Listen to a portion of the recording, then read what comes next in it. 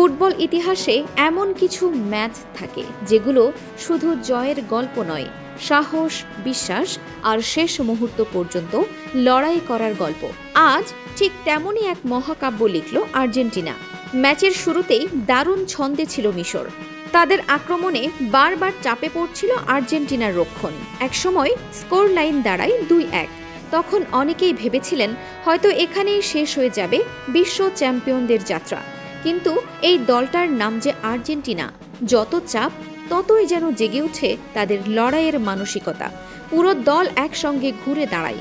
মাঝ মাঠ থেকে আক্রমণ, ডিফেন্স থেকে দুর্দান্ত বিল্ড আপ, সব মিলিয়ে ম্যাচের মোড় ঘুরতে শুরু করে। শেষ মুহূর্তগুলোতে আর্জেন্টিনা একের পর এক আক্রমণ চালায়, সেই চাপই এনে দেয় সমতার গোল। আর তারপরেই আসে সেই মাহেন্দ্রক্ষণ, দুর্দান্ত এক আক্রমণ থেকে জয়সূচক গোল। মুহূর্তেই উল্লাসে ফেটে পড়ে পুরো স্টেডিয়াম। আনন্দে ভেসে যায় কোটি কোটি আর্জেন্টিনা সমর্থক। 2-3 ব্যবধানে অবিশ্বাস্য এই জয় শুধু কোয়ার্টার ফাইনালে ওঠার গল্প নয়, এটি বিশ্বাসের জয়।